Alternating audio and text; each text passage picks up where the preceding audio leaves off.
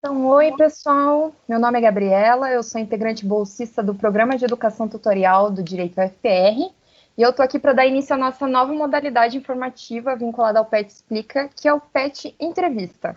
Então, dando sequência à nossa série de vídeos, hoje a gente vai falar sobre o dossiê Feminicídio, por que aconteceu com ela, coordenado e elaborado pela professora Priscila Plachastá, que à época era coordenadora da CEVID, Coordenadoria Estadual da Mulher em Situação de Violência Doméstica e Familiar, do Tribunal de Justiça do Paraná. E o trabalho contou com o auxílio das incríveis pesquisadoras Júlia Gitirana e Natália Frutuoso, e eu participei um pouquinho também, e são justamente as três que estão aqui comigo para essa entrevista. Então, numa apresentação breve, a gente recebe aqui a professora Priscila Placha, desembargadora do Tribunal de Justiça do Paraná, doutora em Direito do Estado pela UFPR, professora de Direito Penal da PUC e da UFPR, onde ela também acompanha o programa de mestrado e doutorado em Direito. Estamos também com a professora Júlia Gitirana, doutora em Políticas Públicas pela UFPR, professora da graduação da FAI, Centro Universitário, onde também é coordenadora do grupo de pesquisa Observatório dos Direitos de Gênero, além de ser diretora acadêmica do Instituto Política por de para Mulheres. E, por fim, recebemos a pesquisadora Natália Frutuoso de Souza, graduada em Direito pela UFPR e graduanda em Jornalismo pela Universidade Positivo, sendo também estagiária voluntária junto ao Tribunal de Justiça do Estado do Paraná, no gabinete da desembargadora professora Priscila Plachastá. Então, muito obrigada a todos vocês por terem aceitado o convite do PET. Sobre o dossiê, por que aconteceu com ela? Ele foi publicado no início desse ano, de 2021, reunindo 300 processos criminais classificados como feminicídio e trazendo informações bastante relevantes sobre a ocorrência desse crime em todo o estado do Paraná. Não só sobre a violência, ou melhor, sobre o feminicídio em si, mas sobre todos os mecanismos institucionais que o cercam.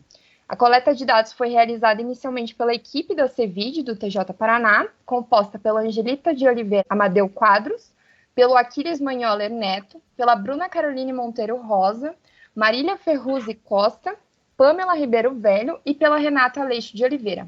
Em um segundo momento, foi feito justamente a análise desses dados pela professora Priscila, pela Natália, pela Júlia, e é nesse momento que eu dei uma ajudinha também. E hoje, fazendo referência ao 8 de março, que se aproxima e que celebra internacionalmente o Dia da Mulher, eu venho em nome do PET falar um pouco mais dessa pesquisa incrível e de suma importância para avaliar formas de enfrentamento à violência contra a mulher. Pesquisa essa protagonizada por mulheres, o que sem dúvida simboliza muito a potência dessa investigação. Então, para quem quiser consultar o dossiê, eu vou deixar o link aqui na descrição do vídeo, assim como trazer o link da excelente reportagem que a revista Piauí fez sobre ele, agora no fim de fevereiro, que traz entrevistas, inclusive com a própria professora Priscila, e alguns casos emblemáticos para análise. E vamos finalmente às perguntas, elaboradas pelos integrantes e pela tutora do PET, a professora Luísa Câmara. Primeiramente, eu pergunto à professora Priscila. Professora, o que motivou a senhora na elaboração desse dossiê e como foi atuar como coordenadora desse projeto? Olá, Gabi. Gostaria de dizer que todos esses diminutivos que você se entregou como ajudinha, colaboradinha, não é verdade, né? A gente pode dizer que você, juntamente com a Júlia e com a Natália, deram vida e os olhares, acho que múltiplos e singulares para questões muito complexas. A proposta foi, então, Gabriela, quando eu assumi a coordenadoria da CEVID, no finalzinho de 2009, início de 2020, pensar aquilo que a gente faz, né, no âmbito da universidade, a perspectiva de uma intervenção acadêmica que permita a gente olhar esses saberes acadêmicos, obviamente que saberes iluminados, né, numa perspectiva interseccional, plural, enfim, em uma atuação de política pública. E há muitos estudos já, nesse sentido eu digo que o dossiê não tem uma novidade, de que a categoria feminicídio, ela é um bom, se a gente puder dizer, né, em face dessa tragédia, ela é um medidor para a gente pensar a política pública, inclusive a política judiciária. Antes de levar essa proposta como plano estratégico da CEVID, eu discuti com as integrantes de rede, especialmente a Defensoria Pública, a OAB, Ministério Público e a Polícia Civil, né, sobre a possibilidade de a gente ter, a partir desses dados, o incremento, né, a reavaliação dessas políticas públicas. Então, foi o que nos motivou a pensar o quanto a academia pode contribuir efetivamente nesse panorama. A experiência da coordenação, eu diria que é um só tempo, a gente já até conversou sobre isso, né, aqui com as meninas, que daí formamos os famosos grupos do WhatsApp para pensar na redação final da pesquisa. Ela, acredito, é uma pesquisa que tem uma potência interna, porque revela muitas fraturas e vicissitudes. Ela também revela coisas importantes. Eu vou dar um exemplo comentado pela própria Renata Aleixo, né, quando a gente fez a live da CEVID, de que a Polícia Civil, por exemplo, incrementou muito a forma de atendimento às mulheres. Então, acho que ela tem o ponto positivo de iluminar e trazer uma perspectiva de que, sim, no Paraná nós temos uma perspectiva muito trágica de atendimento à mulher. Isso não é só questão para estados pauperizados, enfim. Infelizmente, como a pandemia, nós também padecemos. Entretanto, Gabi, uma das coisas que foi o que nós comentamos em algumas vezes no grupo é um retrato de muitas tristezas, né? As violências que a gente percebeu ali, as tragédias que atravessaram a vida de muitas mulheres, não apenas as vítimas diretas, mas as vítimas indiretas, né? A forma pela qual os crimes foram perpetrados, inclusive casos extremamente dramáticos, né? Com elevado grau de crueldade, muitos deles acompanhados de ocultação de cadáver, de mutilação dos corpos. Então, esse simbólico que se associa ao real nos deixou, né, nós já comentamos, e eu também partilho disso, muito impactada, mas eu acredito que esse retrato da tragédia pode ser algo que nos faça realmente trabalhar coletivamente, e acho que as instituições públicas têm um compromisso com isso, dentre elas a Universidade Federal, para tentar começar uma viragem na perspectiva cultural da violência contra a mulher, Gabi. Era isso, acho. Aqui eu já passo para a próxima pergunta, que na verdade a gente conversou um pouquinho antes desse encontro e já viu que ela seria um pouco simples de ser respondida, que seriam as maiores dificuldades e lacunas que a gente encontrou na realização dessa pesquisa. A gente, incluindo você, né, Gabi, que participou, a gente já comentou aqui, né, a live é antecedida de uma pré-live, né? Acho que se a gente puder sugerir um caminho, Gabi, para essa resposta, talvez o PET pudesse conhecer um pouquinho, e quem nos assistir, que vocês trabalharam em grupos de questões distintos, talvez seja legal, né, falar o que compõe cada um desses grupos. E a Gabriela, talvez, como já se disse aqui, enfrentou um bom desafio por conta, infelizmente, de uma invisibilidade de uma das questões muito relevantes, né, na temática de gênero, Gabi. Conta para nós. Eu vou começar pelo meu grupo, então, e depois a gente passa para a Nath e para a Júlia, e cada uma fala um pouquinho, pelo menos, da experiência de ter trabalhado em cima desses dados. Bom, eu fiquei com o terceiro grupo, que tratava basicamente das características socioindividuais, tanto das vítimas, das mulheres vitimadas pelo crime, quanto dos autores. E, de fato, acho que aqui a gente identificou a maior problemática na reunião das informações, quando foi em relação à identidade racial das mulheres vitimadas pelo crime de feminicídio, né? A gente teve uma variação bem importante, que dos 300 casos, 24 deles não tinham a informação da identificação racial, 175 deles a mulher é identificada como branca, 98 como negra e 3 como amarela. Mas que em 40 desses casos, apesar da mulher ter sido identificada como branca, o pessoal da CEVID, na análise dessas informações, identificou que existia uma variação nesses dados quando comparado com o documento de identidade, com o vídeo da audiência de instrução e julgamento, entre outros meios de acesso a esse dado. Então, é uma defasagem muito grande, muito relevante, que pode influenciar, inclusive, nessa subnotificação dos casos de feminicídio de mulheres negras. Acredito que, pelo menos da minha parte, esse tenha sido a situação mais emblemática, assim, que apresentou uma dificuldade na análise dos dados.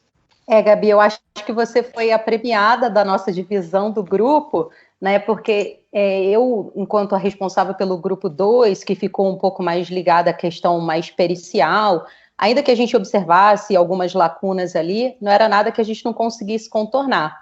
Mas realmente eu acho que pelas conversas que a gente teve nas trocas da construção do dossiê, realmente a questão racial, como você colocou, foi o que ficou muito evidente como uma lacuna na própria produção, né, da coleta, não da coleta do dado, mas algo que está lá na fonte, de como o perito ia traduzir essa informação. Então, eu acho que essa pergunta ela é premiada para você, Gabi.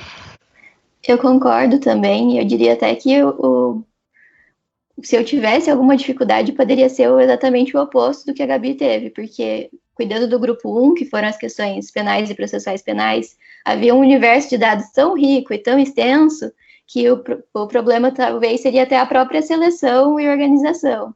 Contei até com a ajuda da Júlia para sistematizar uma parcela desses dados, justamente porque havia muitas informações com relação ao grupo 1, que foi a parte que eu ajudei a elaborar. Sobrar dados não foi o meu caso, infelizmente. Eu vou passar para a próxima pergunta, e eu já imagino que a professora Júlia queira encabeçar a resposta. Como vocês enxergam a importância dessa pesquisa na formulação de políticas públicas? É possível que ela auxilie na consolidação de ações em favor do combate à violência contra a mulher? Gabi, obrigada por essa passada de bola linda. Realmente, eu com certeza era a pergunta que estava fazendo meu olho brilhar quando eu vi ali mais ou menos o tom que a nossa conversa ia se direcionar. De fato, eu acho que o maior ganho, sem tirar nem pôr da construção do dossiê, eu como uma pesquisadora que dialoga com o campo de política pública, é pensar realmente uma formulação de maior qualidade no que diz respeito ao combate de violências de gênero, de raça, geracional. Né? Porque quando a gente fala de violência, infelizmente, hoje no Brasil, e quando a gente fala de formulação de política pública, a gente efetivamente precisa lidar com dados de qualidade. E a gente não tem dados de qualidade no Brasil, ou pelo menos a gente não tem explorado o que o dado tem. Né? A gente não tem organizado a informação. Né? Então, eu acho que, inclusive, aproveito para parabenizar a professora Priscila e a CEVID por terem assumido esse grande compromisso, porque, de fato, isso vai ajudar na formulação das políticas públicas numa maior qualidade, acho que numa integração dos múltiplos setores, para a gente entender que o combate à violência ele não é uma discussão centralizada no campo da segurança, ela precisa vir com um debate envolvendo educação, um debate envolvendo saúde. Para mim, o que ficou muito evidente na leitura dos dados é uma necessidade de um diálogo, principalmente do setor de justiça e o setor de segurança, com o setor de saúde pública, né? Pensar a formulação de políticas públicas que realmente façam uma integração. Pensar também em políticas públicas que envolvam, por exemplo, uma discussão de educação. Né? E agora, quando a gente tem dado para fazer esse debate, informação numérica, porque aqui é um debate de monitoramento e avaliação, algo que a gente ainda engatinha muito no Brasil, isso efetivamente é um grande empurrão para políticas públicas de qualidade, que atuam com um grau de precisão muito grande, né, nos problemas que movimentam ali a nossa sociedade. Né? A gente vai falar mais de perícia, qual é a qualidade da investigação pericial, que tipo de atuação, por exemplo, o magistrado, qual é o olhar que se tem quando se chega determinados casos até ele, a promotoria, a polícia. Né? Então, eu acho que é realmente um grande empurrão para políticas públicas de maior qualidade. Né? A informação é sempre algo que dá essa grande motivação. Acho que no limite era isso que eu poderia dar como contribuição. Vou pegar uma carona rápida, Gabi, pensando nisso que a Júlia nos traz, e ainda um pouco incipiente, se a gente comparar com outros países, a perspectiva de que a política judiciária não só precisa ser incrementada, Júlia, mas, antes de tudo, ser estudada. E ser estudada significa ser parametrizada a partir de questionamentos, né? Então, uma pergunta como a que nós pensamos, né, e nos orientamos tanto por outros instrumentos de pesquisa, quanto que a gente tem aqui na trajetória do próprio PIBIC, do qual a Gabriela já fez parte, né, com a perspectiva do estudo do feminicídio negro, é estabelecer questionamentos, né, que vão desde como esse processo estava registrado no Projude, né? Da próprio estudo do dossiê saiu, inclusive, Júlia, uma normatização da Corregedoria de Justiça, de como a magistratura deve registrar essa ação penal, né? Isso faz muita diferença, porque essa é a fase primária do nosso trabalho, né? Quantos casos de feminicídio tem em aberto, né? Então, a adoção do glossário do CNJ, esse já foi um incremento, a gente já conseguiu aí de saída, enquanto fazíamos o dossiê pensar. Então, a política judiciária precisa ser estudada e ela precisa ser pensada nesse feixe que a Júlia tão bem ressaltou, em conjunto com as outras instituições. Não obstante a gente saiba que o Poder Judiciário tem, na regra geral da sua vida, né, uma perspectiva de imparcialidade, de que os fatos venham a si, de alguma maneira, quando os fatos chegam a si, ela precisa, então, adotar uma postura.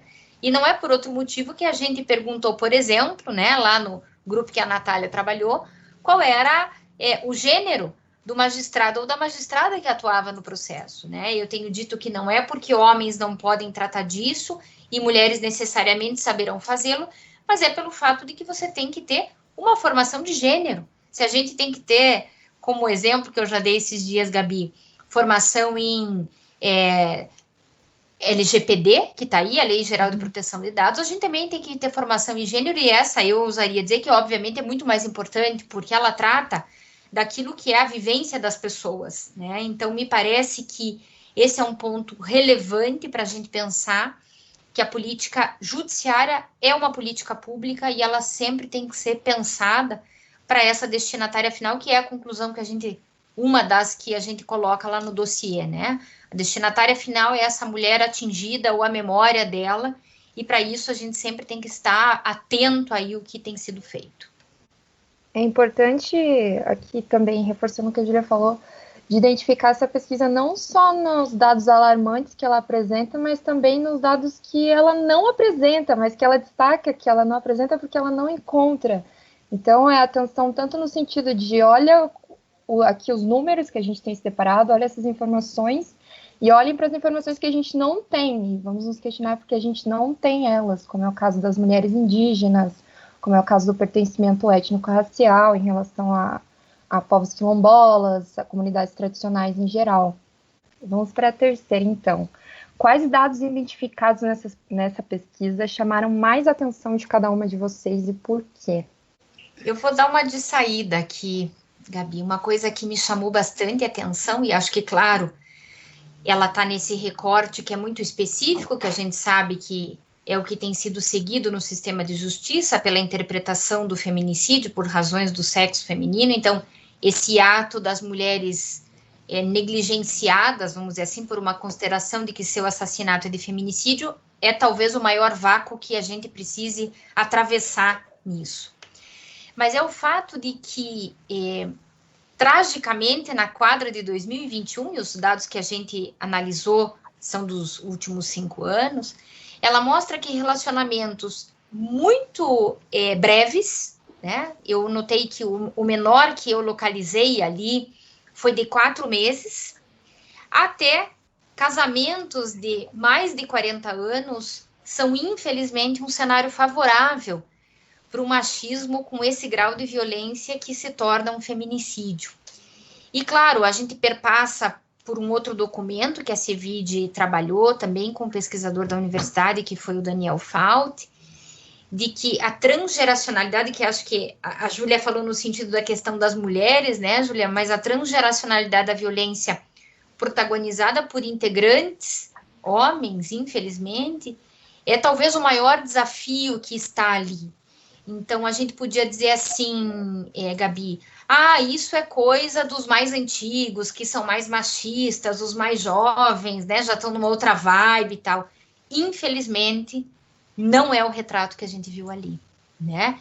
Veja, se num relacionamento absolutamente rápido, de 4 meses, aspas, o machismo autoriza que um rapaz muito jovem, e eu me lembro que esse caso ainda, o meio de cometimento do delito era muito violento, não que não haja violência intrínseca no feminicídio, ela está quase numa espécie de conexão de 3 gerações, Gabriela, com um homem que já tem quase 70 anos de idade. Então, a mim, esse é o dado mais chocante. Gabi, na verdade, o que mais me chamou a atenção, só a título de curiosidade, na verdade, foi algo ligado à tua última fala. É que eu acho que quem é do campo de política pública tem uma necessidade de se ater, e eu acho que eu vou ser fiel ao meu campo e vou ficar presa nele, que é exatamente o que você teve como problema de pesquisa, que é o dado da omissão. O que me chamou mais atenção e o meu maior incômodo, foi a questão da omissão, a omissão, por exemplo, de uma questão racial aprofundada, não, na presença dos autos, por exemplo, porque isso gera ali, como a gente sabe, ali um apagamento de determinadas violências, e eu acho que isso é uma questão muito importante até para a própria branquitude pensar, porque a gente sabe que a violência no Brasil ela tem um alvo preferencial, e quando a gente encontra essa omissão ali, a gente pode encontrar de uma forma muito sofisticada, mais uma faceta desse genocídio do povo negro, da população indígena, das travestis, das trans, que aí seria uma outra discussão se entraria aqui ou não. Então, assim, com certeza, o que mais me chamou a atenção quando até a gente estava conversando no início da elaboração e no decorrer da coleta dos dados, da organização, era, com certeza, essa omissão, porque é uma omissão que vai abrir portas para inúmeras violências, barbáries, quando você não tem dado, você não tem o que discutir. Então, isso, com certeza, é o que, para mim, particularmente chamou a atenção, fora as observações que a professora Priscila colocou maravilhosamente, mas a omissão, certamente, para mim, foi a questão mais doída. Eu poderia aproveitar, então, agora, para selecionar, assim, eu diria que qualquer dado, na verdade, que está dentro desse dossiê poderia ser citado aqui como uma coisa interessante, que levaria para algum tipo de conclusão, tanto que na elaboração conversamos sobre 1000 possibilidades de 1000 artigos que poderiam surgir a partir da reflexão em cima de cada um desses dados. E daí, então, pensando nessa pergunta que a Gabi selecionou, eu selecionei o dado sobre os outros crimes que fizeram parte da imputação.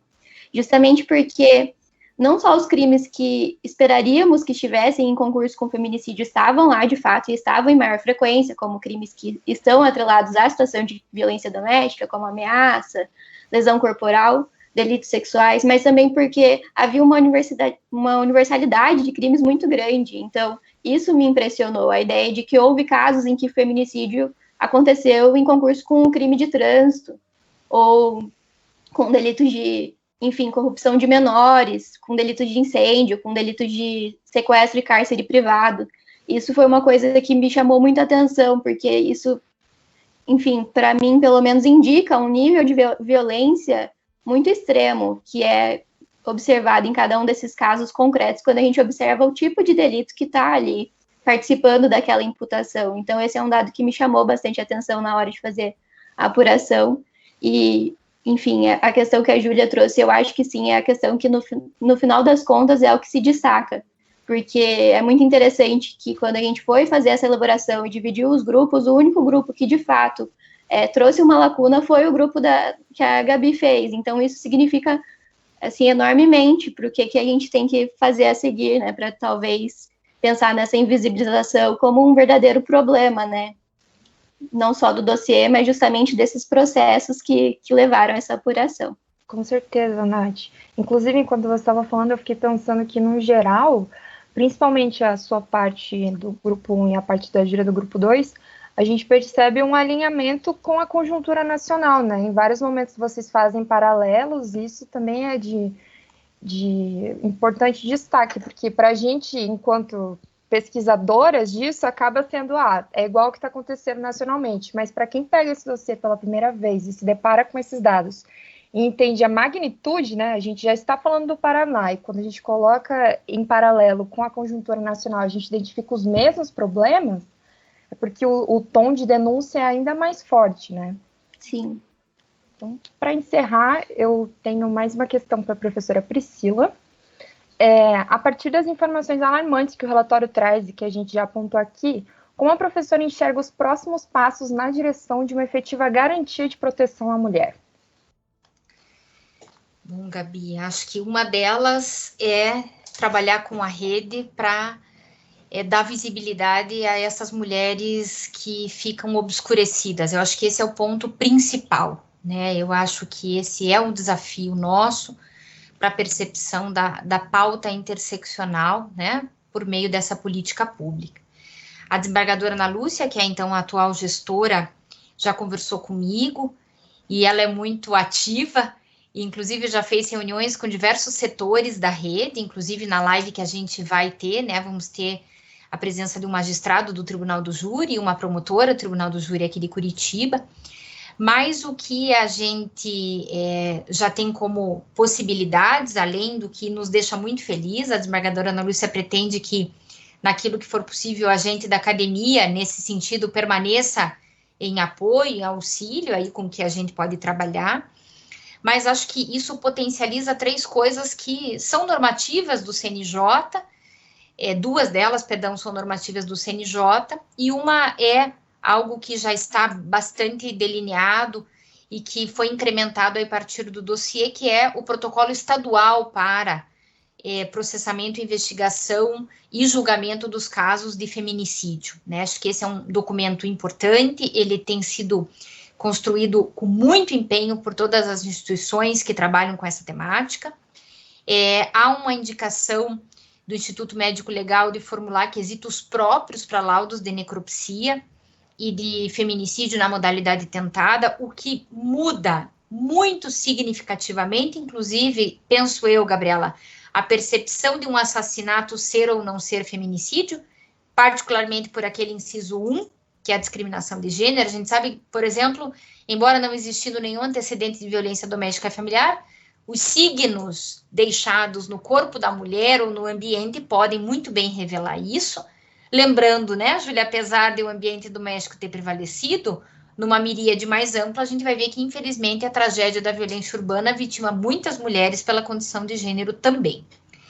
A segunda questão é fomentar, de fato, a participação não só da magistratura, mas temos conversado, inclusive eu participei junto com a doutora Lívia na Defensoria, de uma formação efetiva, não apenas num curso online, mas que haja, de fato, uma formação material e capacitação na perspectiva de gênero, e que também, né, a gente propicie, é uma normatização, é uma orientação, a gente tem lei estadual, é o trabalho lá do Daniel, a questão dos grupos reflexivos para autores de violência, né, pode parecer tão batida aquela tecla, mas as 2 últimas questões se referem, de fato, a uma formação com perspectiva de gênero, seja para quem vai atuar, seja para aquele autor da violência, né?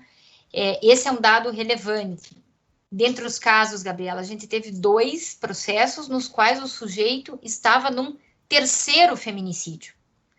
Se a gente não consegue imaginar a importância de uma quadra, além da responsabilização por uma formação de um sujeito que precisa se transformar, e penso eu que, apesar de tudo, ele está longe de ser um serial killer, mas é um sujeito forjado numa perspectiva machista, eu acredito que essa convergência é esse aporte, Júlia, inclusive para os gestores de topo, né, os burocratas que não são os de piso, né, usando a nomenclatura da professora Júlia aqui na sua belíssima tese de doutorado, é que desde quem opera na base, quanto também quem coordena, né, os protocolos, as diretrizes, enfim, o ápice da cadeia do topo de decisão, não só seja pensado com uma perspectiva de gênero, mas tenha mulheres, e mulheres na perspectiva transversal, e que tenha participação dos coletivos, dos grupos, das diversas identidades e pluralidades que, sim, fazem parte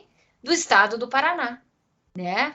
Eu acho que essa é uma divisa muito relevante para a gente sair de amarras que nós sabemos que estão presentes, como machismo estrutural, racismo estrutural institucional, a perspectiva de classe, né, que invisibiliza a violência de que as mulheres marginalizadas são atingidas, e acho que só ouvindo, e a desembargadora Ana Lúcia já está junto com a promotoria e defensoria organizando essas rodas com os grupos de interesse para fazer, como diz ela, o que a gente tem que fazer, que é ouvir e aprender para poder modificar essa perspectiva. Eu diria que, então, já estou feliz, né? Porque ele rendeu muitas possibilidades e acho que o papel, Gabriela, agradecendo, então, o convite do PET na tua pessoa e da professora Heloísa, é um grande exemplo disso, porque o PET, nós sabemos, tem uma trajetória de transformação no âmbito da universidade, tem uma trajetória de compromisso com uma perspectiva republicana, de um conhecimento circular, horizontal, e que sempre desça as escadarias da universidade. Eu acho que esse é o ponto, né? É para o que a gente está ali fazendo. Então, eu agradeço, Gabriela, posso dizer, a hiperajuda que você, assim como me permito também dizer, da Natália e da Júlia, sem vocês, com certeza, o dossiê não teria sido elaborado e tão pouco finalizado. Gratidão eterna, meninas. Ai, professora, deixa a gente constrangida, mas muito obrigada pela colocação. Pelo visto, é só o começo de muitos desafios aí pela frente, né? Mas já foi uma grande porta que foi aberta. Eu espero que com essa entrevista a gente consiga disseminar ainda mais essas informações e a atenção para esse tema de extrema importância. E para encerrar, eu agradeço muito a vocês por terem cedido esse tempinho para essa entrevista. Eu reforço que na descrição do vídeo vai ser possível acessar o dossiê e a reportagem da revista Piauí. E aqui, ainda nesse sentido, eu peço que essas informações sejam de fato compartilhadas, né? Esses dados, eles devem servir de instrumento, tanto para a galera que pesquisa na universidade, quanto para quem caiu nesse vídeo aqui por interesse pela pauta em si, e que isso, de fato, vire instrumento de movimentações políticas e sociais em favor da vida das mulheres cis, trans, negras, brancas, indígenas, ricas, pobres, enfim, que, de fato, a gente consiga construir um direito que inclua a todas. E, para encerrar, eu convido aqui, em nome de nós quatro, na verdade, vamos dar esse direito, para que todos assistam e acompanhem a nossa live, que vai acontecer no próximo dia 10 de março, às 5 horas, pelo canal do YouTube do Direito UFPR, tendo o link, eu já coloco na descrição desse vídeo também, e que vai ser sobre o dossiê, vai ter participação do pessoal da CEVID, né, professora? Para além de quem está aqui nessa entrevista hoje. E, enfim, quem estiver vendo esse vídeo depois da data que eu acabei de mencionar, pode ficar tranquilo, depois acesse o canal do Direito UFPR da mesma forma que o evento vai estar lá gravadinho para livre acesso. Não sei se as entrevistadas têm alguma consideração a fazer para encerrar. Apenas agradecer, Gabi, o convite e a discussão, que sempre conversando com vocês, aprendo muito mais do que eu imaginaria. É muito bom participar disso. Com certeza, Gabi. Só gratidão aqui pela oportunidade e por compartilhar mais uma vez esse momento aqui com vocês, que é sempre oportuno, né, e revigorante nesse momento de pandemia. É sempre bom encontrar rostos, né, que problematizadores e agradáveis para o meu coração. Então é isso, gente. Muito obrigada a vocês, obrigada para quem assistiu e até a próxima. Tchau.